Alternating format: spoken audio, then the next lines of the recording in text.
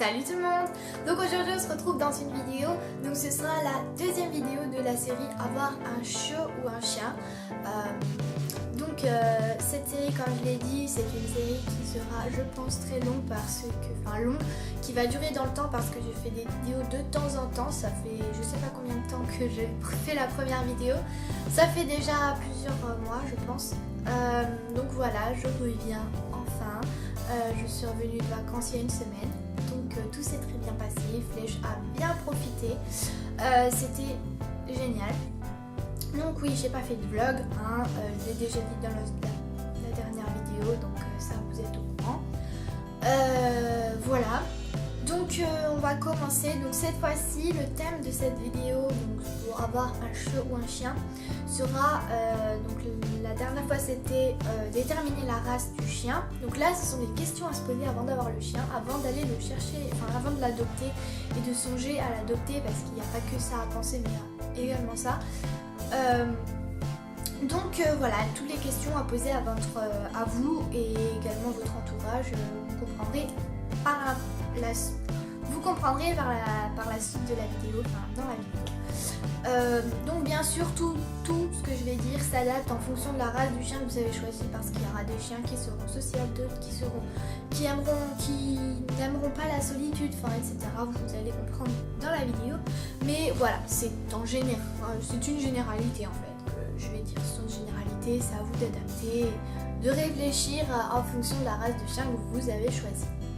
Première question, donc ça c'est une question assez importante, je suis pas sûre que tout le monde y ait pensé, mais il faut penser si dans sa famille, quand vous souhaitez adopter un chien, si dans votre famille ou dans votre entourage proche, c'est-à-dire famille proche qui vient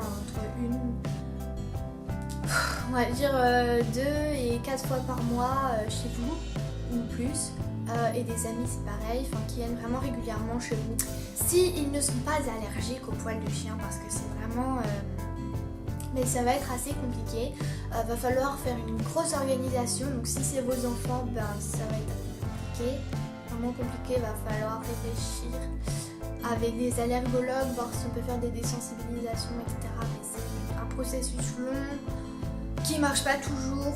Voilà, je suis pas médecin, mais voilà, je sais que dans ma famille il y en a qui ont fait des désensibilisations, pas à ça, mais je sais qu'il y en a qui l'ont fait, et c'est assez long à faire, ça marche pas toujours hyper bien. Donc voilà, faut vraiment réfléchir longuement et voilà, savoir si c'est quand même possible d'avoir un chien ou non. Donc bien sûr c'est à vous de voir. Ensuite, deuxième question, il va falloir que vous alliez demander à votre voisin, à vos voisins, si vous êtes mitoyens, c'est-à-dire si vos maisons se touchent ou si elles sont assez proches, s'ils ont un chien, je pense que vous l'aurez vu. Si vous le voyez souvent dehors le chien, il va falloir demander aux voisins si c'est possible de faire une rencontre entre les deux, c'est-à-dire que les deux chiens puissent se rencontrer pour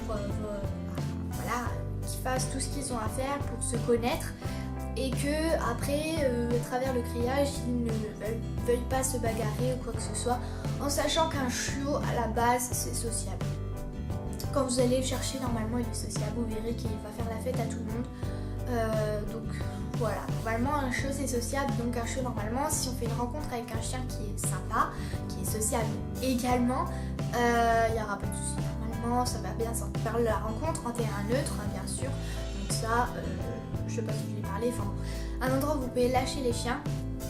Vous les faites se sentir en laisse, au cas où il y a un problème, une bagarre, on peut les retirer. Et après, si vous voyez que ils ne se battent pas, on peut les lâcher, qu'ils fassent leur vie. Donc bien sûr on les surveille, on ne sait jamais ce qui peut arriver. Voilà, et donc normalement après à travers le criage ça se passera bien. Mais si le chien de votre voisin est méchant, qu'il n'est pas sociable, alors que votre voisin n'est pas gentil, qu'il ne souhaite pas coopérer, je vous conseille plus de protéger votre chien pour éviter qu'il se fasse mordre, parce que on ne sait jamais ce qui peut arriver à travers un grillage. Si vous n'êtes pas là, vous laissez votre chien quelque temps dehors, que vous allez dans votre maison chercher quelque chose, imaginez que votre chien ou le chien de votre voisin passe par-dessus la clôture et vienne attaquer votre chien, ou inversement votre chien attaque l'autre chien. Je préfère pas imaginer la suite, donc je vous conseille d'installer un passer au grillage, que votre chien ne pourrait pas sauter comme ça ou que l'autre chien ne pourrait pas sauter comme ça, et des petites mailles de grillage pour pas qu'il puisse se pincer à travers le grillage. Et également, si vraiment ça s'entend absolument pas, mettez des palissades ou des canisses, enfin je sais pas trop comment vous appelez ça, enfin des trucs pour cacher la vue et que les chiens puissent pas trop se voir, même si ça peut engendrer une haine entre les deux chiens. Si vraiment l'autre est très très agressif, vous voulez éviter les accidents, je ne vois pas d'autres recours. Donc dites-moi en commentaire si vous voyez d'autres solutions, mais il faut l'organiser la rencontre, hein. C'est vraiment important, il ne faut pas faire ça à travers le grillage ou dans leur jardin. Dans le jardin, si par exemple vous emmenez votre chien dans le jardin du voisin, ça va pas aller. Donc je vous conseille vraiment pas de faire ça. Enfin bon, je me dépêche. Voilà, il faut organiser une rencontre ou alors protéger. Donc dites-moi en commentaire si vous avez d'autres solutions, mais moi j'en connais pas actuellement. Après, si vous avez un voisin qui n'est pas coopératif, pas beaucoup de solutions. Après, dites-moi en commentaire. Troisième question. Est-ce que vous avez un jardin? Si oui, c'est pas parce qu'on a un jardin qu'on peut avoir un chien. Ça ne veut rien dire. Un chien, normalement, ça vit pas toujours dehors. Enfin, personnellement, moi, mon chien n'a jamais vécu dehors. Et je vous déconseille quand même de laisser votre chien vivre dehors toute l'année parce que il peut être malheureux. Je dis pas que tous les chiens qui vivent dehors sont malheureux, mais moi je trouve, personnellement, j'aime pas laisser mon chien tout seul dehors, rien que par rapport aux agressions extérieures qu'il peut avoir des autres chiens qui passent, qui peuvent le mordre à travers le grillage, par exemple, même s'il n'a pas un grillage avec des grosses mailles ou quoi que ce soit. Les chiens sont pas toujours sympas entre eux. Faut pas l'oublier, faut pas se dire oui mon chien il est sympa, oui mais peut-être que les autres ils sont pas très sympas, donc ça faut toujours y penser. Également les voleurs qui peuvent venir voler votre chien, les enfants qui peuvent glisser les mains à travers le grillage, on sait jamais, le chien qui n'accepte pas que l'enfant rentre dans son terrain, sur son terrain à lui. Donc ça faut y penser aussi parce que c'est très important, ça peut causer des problèmes. Donc faut mettre des choses en place par rapport à ça, donc je vous laisse après réfléchir sur le sujet, vous renseigner, c'est pas non plus à moi de faire tout le boulot, c'est les questions que vous vous posez, après il faut mettre en place les choses pour éviter qu'il y ait des problèmes. Ensuite, c'est pas parce que vous n'avez pas de jardin que vous pouvez pas avoir de chien, hein, ça veut rien dire, il faudra juste balader régulièrement votre chien, donc minimum 3 à 4 fois par jour, c'est vraiment le minimum 3 fois par jour, je pense. Également, si vous avez un jardin, il va falloir le clôturer, parce qu'on ne sait jamais les gens d'extérieur qui peuvent rentrer dans votre jardin prendre votre chien. Si par exemple vous habitez près d'une forêt, un sanglier qui rentre ou qui vient tuer votre chien, je préfère pas imaginer. Voilà, faut clôturer le jardin, je pense que c'est la meilleure des choses à faire. Même si votre chien s'entend très bien, un chien errant qui vient attaquer le vôtre, vous imaginez. Et personnellement, quand je mets mon chien dehors, je vais avec lui dans le jardin. Parce que j'aime pas le laisser dehors. Après, bien sûr, des fois je rentre, je ressors, mais je ne le laisse pas plus de 10 minutes tout seul, à peu près, parce que je ne suis pas rassurée par rapport aux autres gens. Voilà, donc souvent je lis un livre, je regarde, je réponds à des messages. Je fais tout ce que j'ai envie, mais je reste dehors avec lui. Sinon, je lui demande de rentrer.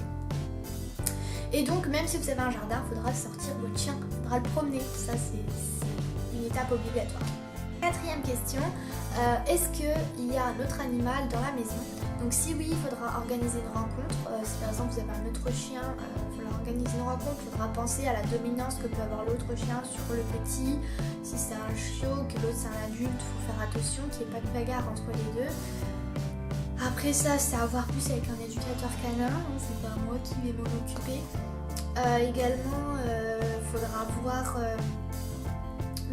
s'il y a des lapins, des cochons d'Inde, tout ça, pas trop les stresser, voir si on peut organiser une rencontre, je sais que c'est largement possible. Après, il faut le faire. Éventuellement, vacciner vos animaux, les chats, tout ça, pour pas qu'ils attrapent les maladies d'un chien qui pourrait être porteur sain. Et également, si vous avez des enfants, va falloir préparer l'enfant à l'arrivée d'un chien, l'emmener éventuellement en cours d'éducation canin pour qu'il apprenne des gestes de base. De toute façon, je pense que ça vous vient à l'esprit quand je dis ça, vous savez ce qu'il faut faire. Donc voilà, je pense que j'ai tout dit pour les enfants. Cinquième question, Combien de temps votre chien restera-t-il seul? Donc ça c'est vraiment à voir. Voilà, moi je pense qu'un chien qui reste plus de 8-9 heures tout seul, ça va être difficilement faisable voilà, qu'il vienne d'adopter un chien. Ça va être vraiment compliqué parce que voilà, votre chien, même si vous rentrez, faites des pauses, tout ça, votre chien va quand même s'ennuyer, je pense. Ensuite, je pense qu'un chien qui reste entre 5 et 7 heures tout seul à la maison, c'est faisable. Si vous rentrez entre midi et 2 pour le promener, tout ça, qu'il se dégourdisse les pattes, je pense que c'est faisable. En tout cas, c'est ce que nous faisons. Nous rentrons midi pendant à peu près 1h30, on le balade, on lui donne à manger, on joue, on fait tout ce qu'on doit faire. Et voilà, Flèche ne s'ennuie pas trop, il dort, enfin la plupart du temps, donc voilà. Et après, moins de 5 heures tout seul, voilà, c'est largement faisable. Après, c'est mon point de vue, mais je pense que c'est largement faisable. Sixième et dernière question, combien de temps vous allez lui consacrer chaque jour? Donc je pense que si vous lui consacrez moins d'1 heure par jour, je pense que c'est vraiment très peu, c'est vraiment pas assez, quoi. Votre chien risque d'être malheureux. Moi, sachant que... Alors, juste les balades dans la journée, ça prend à peu près entre 3 quarts d'heure et 1 heure par jour à balader Flèche. Donc tout ça c'est du temps qu'on lui consacre juste pour le balader. Donc je pense que voilà. Après si vous habitez en ville, bien sûr les balades c'est pas pratique tout ça, mais il faut quand même essayer de le balader le plus souvent possible et le plus longtemps possible. Enfin, faut pas faire une balade de 3 minutes ou 5 minutes, faut essayer de faire des balades minimum 10 minutes. Une balade d'une demi-heure c'est bien aussi, mais une fois par jour c'est bien. Une balade d'une demi-heure, 1 heure c'est génial. Enfin, le chien il est trop heureux. S'il est lâché bien sûr, parce que une balade où il est tenu c'est pas le plus sympa possible. Après bien sûr si vous avez un chien fugueur que vous pouvez vraiment pas lâcher, voilà. Mais bon, ça en fonction. C'est rien, c'est chaud.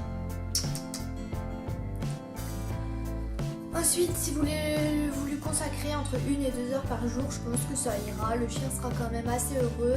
Donc quand je parle du temps à lui consacrer, c'est-à-dire le temps quand on lui donne à manger, quand on lui fait des câlins, quand on joue, quand on sort, voilà, tout le temps qu'on passe avec lui, mais pas juste le temps quand il est vers nous et qu'on regarde la télé. Moi je compte pas ça comme du temps qu'on passe avec son chien. Et je pense qu'un chien, quand on passe plus de 2 heures par jour avec lui, c'est vraiment avec lui, hein. Je pense que là il sera vraiment heureux. Après ça dépend ce que vous faites. Par exemple quand vous allez à l'éducation canine, aussi du moment que vous passez des moments que vous passez avec lui, ça renforce une complicité vraiment fortement et je pense que c'est vraiment bien. Donc voilà, donc je vous ai donné toutes les questions. Bien sûr j'en ai certainement oublié. Si j'en ai oublié des essentiels, dites-le moi en commentaire. Que voilà, je le sache pour la prochaine fois, que je me corrige dans la prochaine vidéo. Si voilà, j'ai oublié vraiment des choses essentielles. Si vous trouvez que j'ai dit des choses pas du tout vraies, dites-le moi aussi. Si vous trouvez que c'est bien ce que je dis, bah, vous pouvez aussi me le dire. Voilà, donc j'espère que cette vidéo vous aura plu. Désolée si elle est un peu longue, mais tous ces types de vidéos sont assez longs parce que je dis beaucoup de choses. Donc voilà, j'espère que vous aurez appris des choses, que vous aurez réfléchi également à des choses que vous n'avez pas vraiment pensé. Donc surtout pour quand votre chien reste seul, va falloir lui apprendre à rester seul, donc ça va falloir le mettre dans son éducation, il va falloir y penser pendant son éducation, enfin voilà. Il y a encore plein de questions qu'on peut se poser, donc ça après ce sera également dans les prochaines vidéos. Également le budget à prévoir pour son chien, j'ai plein d'autres questions, mais je ne pense pas les mettre là-dedans. Là c'est plus les questions qu'on se pose tout de suite sur le temps à lui consacrer, le temps qu'il passe seul et les questions à voir avec son entourage, donc le voisin, le jardin, tout ça. Et donc vous pouvez habiter en appartement et avoir un chien, hein. Faut oublier le fait que j'ai un jardin, je peux avoir un chien, ça ne veut rien dire. C'est pas parce qu'on a un jardin qu'on peut avoir un chien, hein. Moi je vois pas du tout ça comme ça. Voilà, c'est mon point de vue. Donc je pense que j'ai à peu près tout dit. Bien sûr, n'oubliez pas qu'on voit en fonction de la race. Il y a des chiens qui ne supportent pas la solitude. Je vous conseille quand même d'aller voir des éducateurs canins par rapport à si vous avez des enfants, tout ça. Enfin voilà, vous renseignez encore plus. Moi je vous donne des pistes et après c'est à vous d'aller un petit peu creuser. Voilà, donc j'espère que cette vidéo vous aura plu. Donc Flèche va extrêmement bien. Voilà, il a bien profiter des vacances. Donc voilà, les vidéos vont reprendre de plus belle. Donc je vous fais de très gros bisous et je vous dis à très bientôt. Bye!